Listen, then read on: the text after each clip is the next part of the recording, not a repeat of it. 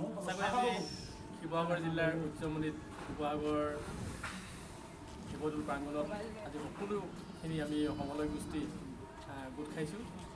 সঁচাকৈ আজি ভাল দিন, তাতকৈ আজি ভাল লগা দিন আমাৰ দুটা আছে। প্ৰথম কথা হৈছে আজি আমাৰ এগৰাকী সন্মানীয় সদস্য ৰিজুমণি গগৈ আমি এখনি কাব্যপুথি উন্মোচন কৰি আহিছোঁ। দ্বিতীয়তে আমাৰ আন এগৰাকী আমাৰ সমলয় গল্পসভা শিতানৰ হাত ধৰোঁতা চাউথিং ৰাজকুমাৰী আজি জন্মদিন, গতিকেলৈ দুয়োগৰাকীলৈ মই আন্তৰিক শ্ৰদ্ধা জ্ঞাপন কৰিছোঁ। সমলয় হৈছে আমাৰ এক বৌদ্ধিক যাত্ৰা। আমি 2018 বৰ্ষতেই প্ৰথম নাজিৰা গেলেকী কমলাবাৰীত প্ৰথম প্ৰকাশ হৈছিলে আৰু তেতিয়াৰ পৰাই আমাৰ এই যাত্ৰা অবিৰতভাৱে চলি আছে।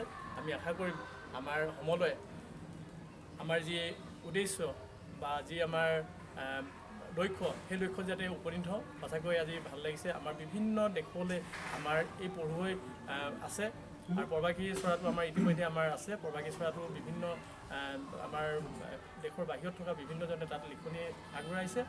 গতিকেলৈ আমাৰ এটাই মাথো উদ্দেশ্য যে সমলয় যোগেদি আমাৰ সুপ্ত প্ৰতিভাবিলাক লুকাই থকা যিবিলাক প্ৰতিভা বা যিসকল অৱহেলিত হৈ থাকে, তেওঁলোকে এখন ভাল প্লেটফৰ্ম নাপায়, তেওঁলোকৰ প্ৰতিভাবিলাক বিকাশ কৰাত যাতে তেওঁলোকক আমি এখন প্লেটফৰ্ম দিব পাৰোঁ, এয়া আমাৰ উদ্দেশ্য আৰু লক্ষ্য। আশা ৰাখিছোঁ সকলোৱে আশীৰ্বাদ কৰিব আমাৰ উদ্দেশ্য আৰু লক্ষ্য যাতে আমি উপনীত হ'ব পাৰোঁ।